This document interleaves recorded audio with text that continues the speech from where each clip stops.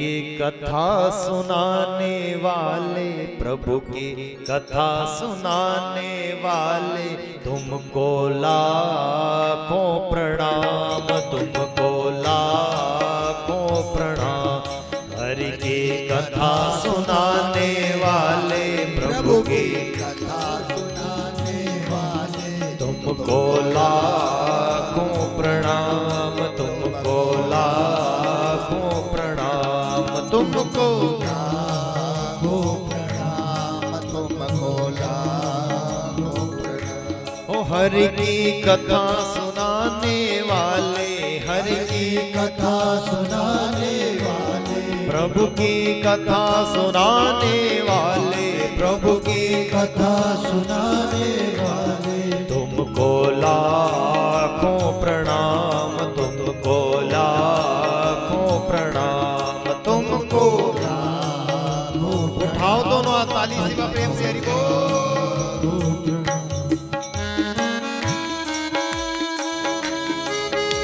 बोलिए सुखदेव जी महाराज की।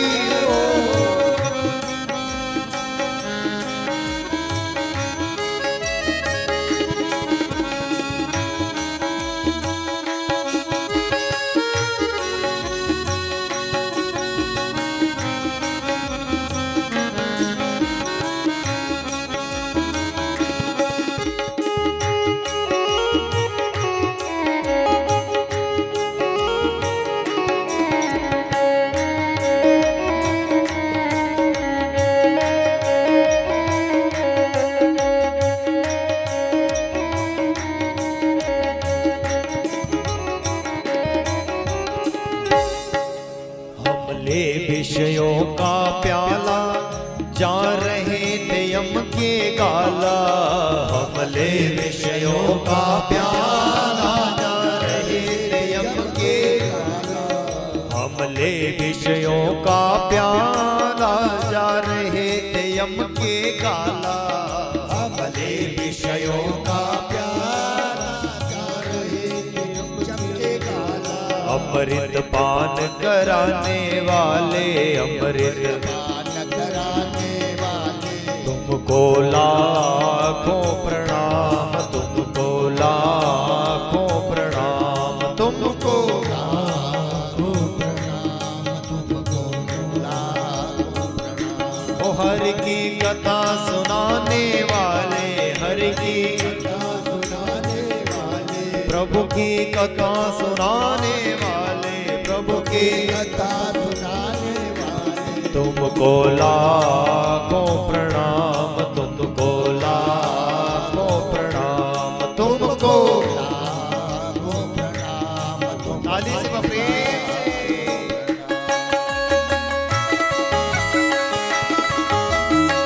बोलिए भक्त वत्सल भगवान की।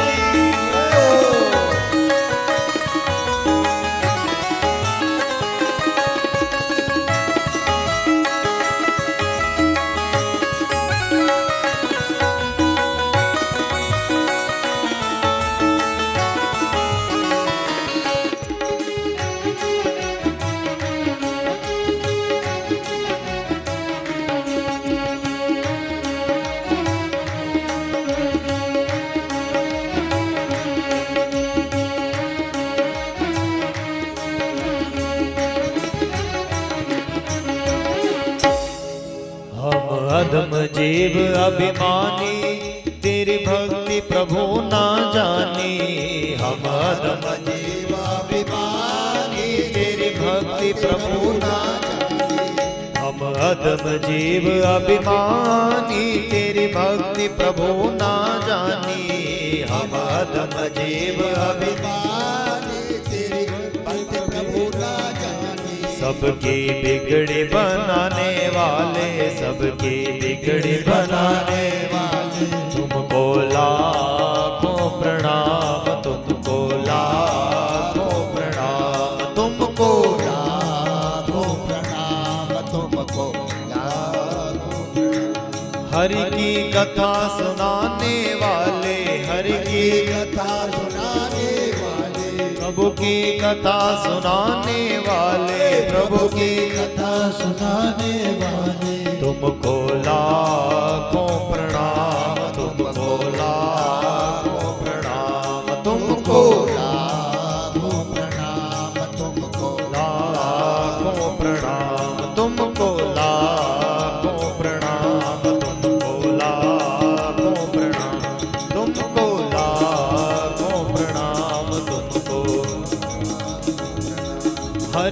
कथा सुनाने वाले, हरि की कथा सुनाने वाले, प्रभु की कथा सुनाने वाले, प्रभु की कथा सुनाने वाले, तुमको लाखों प्रणाम, तुमको लाखों प्रणाम, तुमको लाखों प्रणाम, तुमको लाखों प्रणाम। बोले सुखदेव जी महाराज की जय। तत्रा भगवत भगवान व्यास पुत्रो यच्छ्यागामट मानोनपेक्ष अलक्ष लिंगो निजलावतुष्टो वृत्तिश्च बाले अवधूत वेश। सुखदेव जी का आना हुआ, परीक्षित ने वंदन किया, वंदन करके उच्चासन दिया, बिठाया, पाद्य अर्घ्य आजमनी से पूजन हुआ और पूजन करके परीक्षित सामने बैठ गए और परीक्षित ने सुखदेव जी से प्रश्न करना प्रारंभ किया। गुरुदेव, संसार में जो मरने वाले प्राणी हैं, उन मरने वाले प्राणियों की मुक्ति का साधन बताओ। मरने वाले अकेले परीक्षित नहीं है महाराज, ये सारा संसार मरने वाला है और मरने वाले प्राणियों की जो मुक्ति का साधन है वो साधन परीक्षित ने पूछा। यद्यपि परीक्षित चाहते तो परीक्षित पूछ सकते थे, मुझे 7 दिन में मरना है, मेरी मुक्ति का उपाय बताओ। परीक्षित ने ये नहीं पूछा। परीक्षित कहता है, बोले महाराज आप मुझे बताओ, जो मरणासन प्राणी हैं, उन मरणासन प्राणियों के लिए जो मुक्ति का साधन है वो मुझे बताओ। सुखदेव कहते हैं, परीक्षित मरने वाले प्राणियों का सबसे श्रेष्ठ साधन है कि भगवान की कथा को सदा सुनता रहे और सदा सुनते हुए अपना जीवन धन्य करता रहे। परीक्षित जब कथा सुनने बैठे तो सुखदेव जी ने मंगलाचरण भी नहीं किया। जैसे परीक्षित ने प्रश्न किया वैसे बोलना शुरू कर दिया। सुखदेव जी तुरंत बोल पड़े, जन्म लाभ पर पोषांते नारायण स्मृति। संसार में केवल नारायण की याद बन जाना सबसे सुलभ साधन है। संसार में भगवान की याद आना, भगवान का नाम जपना, यही संसार में सबसे उचित साधन है, सबसे अच्छा साधन है। दूसरा प्रश्न किया, महाराज भगवान को पाने की नीति, कैसे पाया जाता है भगवान को, कौन सा योग साधन करना चाहिए?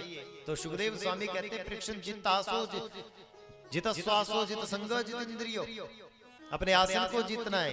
जितासो जित श्वासो जित संग जित इंद्रियो, आसन को जीतो, अपने मन को जीतो और जितेंद्रिय होकर के भगवान का नाम जप करो, तब भगवान प्राप्त होंगे। परीक्षित कहने लगे, गुरुदेव सारी चीजें तो हो जाती है, लेकिन ये जो मन है ना, ये मन पकड़ में नहीं आता। बैठना भी हम सीख जाते हैं, माला घुमाना भी सीख जाएंगे, लेकिन ये जो भीतर बैठा मन है, इस मन को कैसे पकड़ा जाए? सुखदेव स्वामी कहते हैं, बोले कोई बड़ी बात नहीं है मन को पकड़ना। बोले कैसे बड़ी बात नहीं है? गीता में अर्जुन भी तो कहते हैं कि ये मन जो है, ये मन तो वायु दुष्कृतम, वायु के समान पकड़ने जैसा है। जैसे वायु को हम पकड़ नहीं पाते, वैसे मन हाथ में नहीं आता, कैसे पकड़े इसको? तो मन को पकड़ने का उपाय परीक्षित को सुखदेव स्वामी बताते हैं। परीक्षित, मन को यदि पकड़ना है तो इस मन को श्री ठाकुर जी के चरणों में अर्पित कर दो। ये जैसा भी है आपका है, आप इसको स्वीकार कर लो, ये आपका सदैव ये मन है।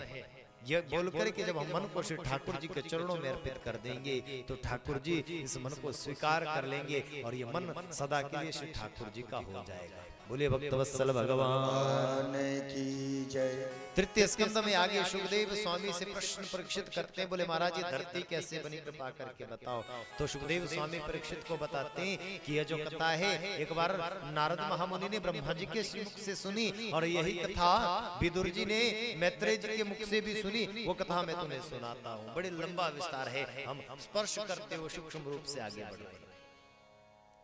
तो यहाँ मैत्रेय जी महाराज विदुर को सुना रहे हैं और सुखदेव स्वामी परीक्षित को सुनाते। परीक्षित, जब इस संसार में प्रलय हो जाता है, कुछ नहीं बचता, बहुत समय तक जब कुछ नहीं रहता, तो वो जो भगवान है उनके मन में आता है, एको अहम बहुश्याम, मैं एक हूँ, मुझे अनेक हो जाना चाहिए। तो भगवान जब ये सोचते हैं तो इस संसार का निर्माण करना शुरू करते हैं, 5 भूतों को प्रकट करते हैं, मन बुद्धि चित्त अहंकार इत्यादि वस्तुओं को उत्पन्न करते हैं और उत्पन्न करके भगवान शेषनाग की सैया के ऊपर लेटे हुए आज क्षीर सागर में पड़े रहते हैं।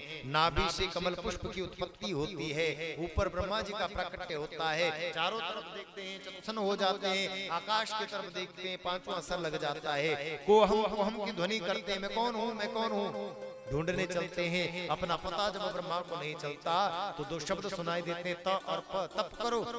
तो ब्रह्मा जी जब तप करते हैं तो ब्रह्मा जी तप करते करते मानसिक सृष्टि को करना प्रारंभ करते हैं। मन से सृष्टि बनाने लगे, अनेकों अनेक ऋषि उनके शरीर से उत्पन्न होने लगे, अनेकों अनेक ऋषि उत्पन्न जब होने लगे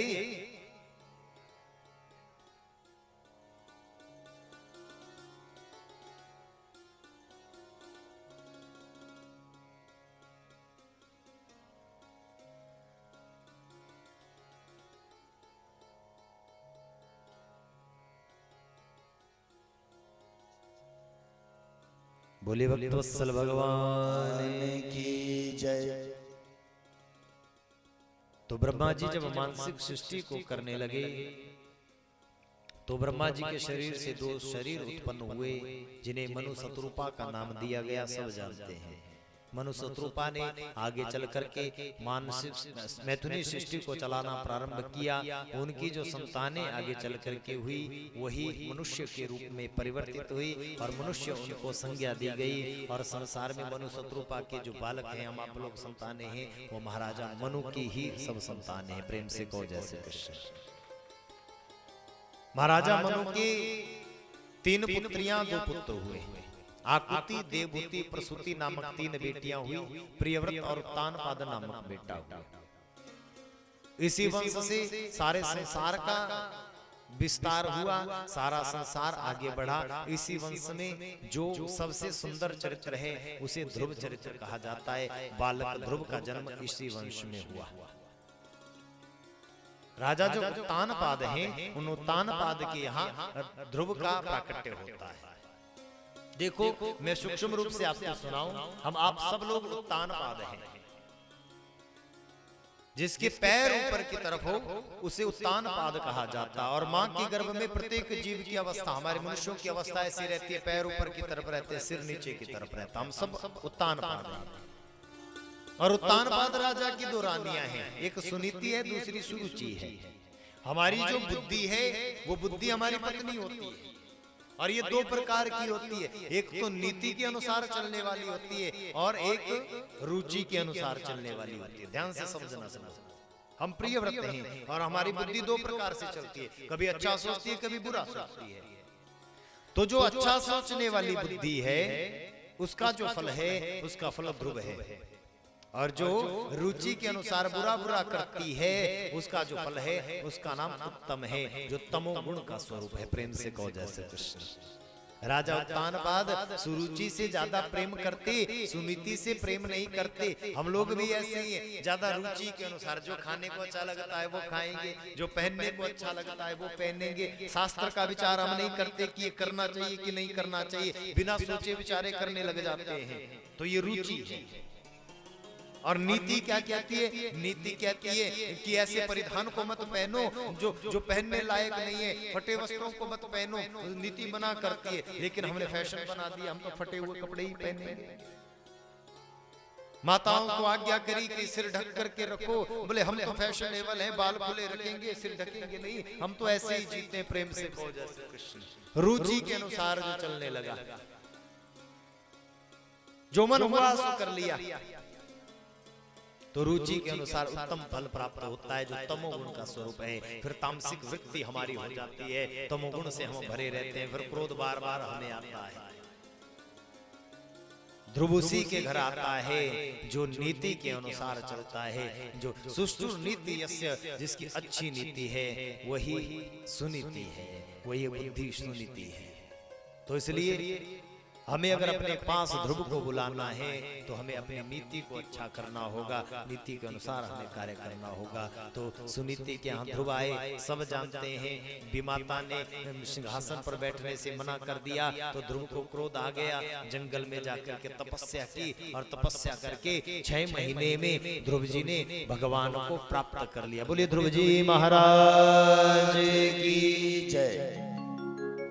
त्रिरांते प्राप्ते कृतबदराशनम भूखे प्यासे रह करके उस छोटे से बालक ने भगवान को प्राप्त करने के लिए यज्ञ किया, तप किया, और 6 महीने में ही वो भगवान उस ध्रुव को दर्शन देने के लिए इस धरती पर आ गए।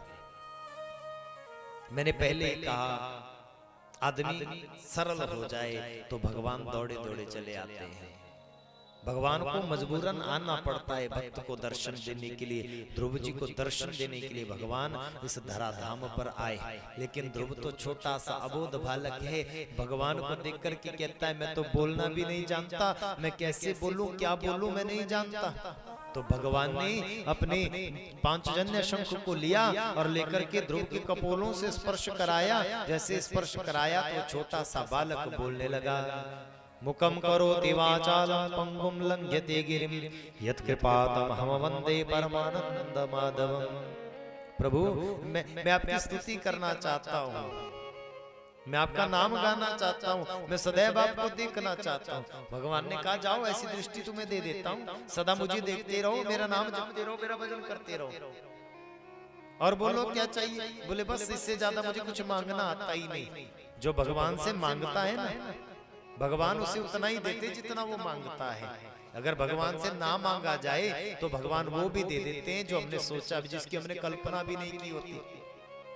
ध्रुव ने जब नहीं मांगा तो भगवान ने ध्रुव से कहा, जब तक तेरी इच्छा हो तब तक इस धरती पर राज्य करना, और जब तेरा मन इस संसार से उब जाए तो तेरे लिए एक अलग लोक की मैंने स्थापना कर रखी है, और ध्रुव लोक के नाम से वो लोक जाना जाएगा।